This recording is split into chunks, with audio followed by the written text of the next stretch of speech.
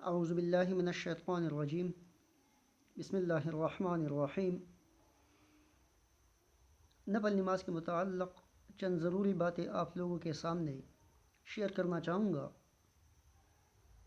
پہلی بات کہ نفل 2 رکعت پڑھنا بھی جائز ہیں، 4 رکعت پڑھنا بھی جائز ہے ایک سلام کے ساتھ، بلکہ رات کے وقت تو 6 رکعت اور 8 رکعت نفل نماز پڑھنا بھی جائز ہے۔ البتہ صاحبین حضرات کا قول ہے کہ رات کو 2 رکعت نفل پڑھنا زیادہ افضل و بہتر ہے، لیکن اگر کوئی 4 رکعت پڑھنا چاہے یا 6 رکعت پڑھنا چاہے یا اکٹھے 8 رکعت پڑھنا چاہے تو یہ بھی جائز ہے۔ لیکن 4 رکعت نفل پڑھنے اور اسی طرح سنت اور فرض میں تھوڑا سا فرق ہے۔ پہلی فرق تو یہ ہے کہ 4 رکعت نفل یا سنت زوائد جو عصر سے پہلے ہم پڑھتے ہیں یا عشاء سے پہلے ہم پڑھتے ہیں وہی سنت زوائد ہے۔ تو سنت زوائد اسی طرح 4 رکعت نفل یا 6 رکعت نفل یا 8 رکعت نفل، اس میں ہر قاعدہ لازم اور فرض ہے۔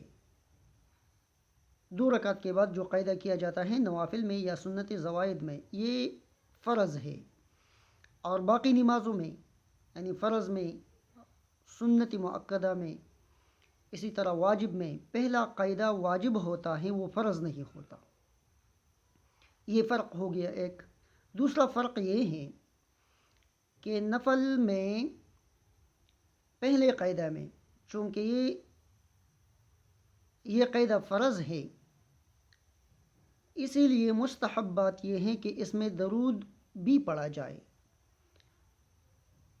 اگر کوئی درود نہیں پڑھتا تب بھی جائز ہے، کوئی نقص نہیں آئے گا، لیکن افضل و بہتر یہ ہے کہ اس میں درود بھی پڑھا جائے۔ پہلے قاعدہ میں درود پڑھ لیا، پھر کھڑا ہو جائے تیسری رکعت کے لیے، تو مستحب اور افضل بات یہ ہے کہ ثنا سے شروع کیا جائے، سبحانک اللہم سے شروع کیا جائے، یہ افضل اور بہتر ہے۔ اگر کسی نے ثنا سے شروع نہیں کیا تب بھی جائز ہے، کوئی نقص نہیں آئے گا، لیکن افضل اور بہتر یہ ہے کہ سبحانک اللہم سے شروع کیا جائے تیسری رکعت بھی۔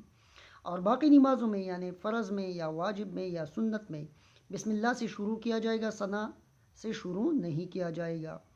اسی طرح باقی نمازوں کے پہلے قاعدہ میں درود شریف نہیں پڑھا جائے گا، بلکہ اگر اللہم صلی علی محمد تک بھولے سے کسی نے پڑھا تو اس پر سجدہ سہو واجب ہوگا۔ تو یہ ایک دوسرا فرق یہ ہو گیا کہ نفل کی ہر قاعدہ میں درود شریف پڑھنا مستحب ہے، اور جب تیسری رکعت کے لیے کھڑا ہو جائے تو سبحانک اللہم سے شروع کرنا مستحب ہے۔ اگر کسی نے نہیں پڑھا تو کوئی نقص نہیں آئے گا، لیکن انہوں نے مستحب پر عمل نہیں کیا۔ اسی طرح تیسرا فرق جو کہ لازم اور بہت ضروری فرق ہے وہ یہ ہے کہ اگر ہم فرض نماز میں یا سنت یا واجب نماز میں پہلے قاعدے سے تیسری رکعت کے لیے بھولے سے کھڑے ہو جائے، یعنی 2 رکعت نماز پڑھ لی اور قاعدہ پر بیٹھنا چاہیے لیکن انسان بھول گیا، کھڑا ہونے لگا، تو اگر کھڑا ہونے کے قریب ہے تو کھڑا ہو جائے، واپس نہ بیٹھے، اور اگر بیٹھنے کے قریب ہے تو بیٹھ جائے۔ یہ اصول ہر اس عمل میں ہے جو واجب ہو اور فرض کی طرف منتقل ہونا ہو، تو فرض سے واپس واجب کے لیے آنا نہیں چاہیے، یہ بہتر ہے۔ اگر کوئی آ گیا تو بھی سجدہ سہو لازم آئے گا، اگر کوئی واپس نہیں آیا تب بھی سجدہ سہو لازم آئے گا، لیکن فرض سے واجب کی طرف واپس لوٹنا نہیں چاہیے، چونکہ تیسرا رکعت فرض ہے اور قاعدہ واجب ہے، اسی لیے رکعت سے واپس قاعدہ پر بیٹھنا نہیں چاہیے۔ اس طرح وتر میں بھی ہے، چونکہ دعائے قنوت پڑھنا واجب ہے اور رکوع کرنا فرض ہے۔ اگر کسی سے بھول ہو گئی اور وہ سیدھا رکوع میں چلا گیا تو اٹھنا بہتر نہیں ہے، افضل نہیں ہے کہ وہ دوبارہ اٹھ جائے دعائے قنوت کے لیے، بس رکوع کر لے اور آخر میں سجدہ سہوا کر لے۔ تو نفل کی بات کر رہا تھا کہ اگر عام نمازوں میں کوئی تیسری رکعت کے لیے کھڑا ہو گیا بھولے سے، تو اگر کھڑا ہونے کے قریب ہے تو کھڑا ہو جائے اور آخر میں سجدہ سہوا کر لے، قاعدہ رہنے دے۔ اور اگر بیٹھنے کے قریب ہے تو پھر بیٹھ جائے، سجدہ سہوا اس پر لازم نہیں آئے گا۔ اور اگر کوئی کھڑا ہو گیا اور واپس بیٹھ گیا تب بھی سجدہ سہوا لازم آئے گا، آخر میں سجدہ سہوا کیا کرے گا۔ لیکن نفل نماز میں یہ بات یاد رکھنا چاہیے کہ اگر پہلے قاعدہ سے کوئی تیسری رکعت کے لیے اٹھ گیا بھولے سے، دوسری رکعت پر بیٹھ نہیں گیا، بیٹھنا چاہیے تھا، بیٹھنا لازم تھا، لیکن یہ اٹھ گیا تیسری رکعت کے لیے، تو چاہے تھوڑا کھڑا ہو یا پورا کھڑا ہو، بیٹھنا لازم ہے اس پر۔ سورۃ فاتحہ پڑھ لیا تب یاد آ گیا تب بھی بیٹھنا لازم ہے، رکوع کر لیا تب یاد آ گیا پھر بھی بیٹھنا لازم ہے، بیٹھنا چاہیے جب تک سجدہ نہ کرے۔ اگر سجدہ کر لیا تو پھر بیٹھنا نہیں چاہیے۔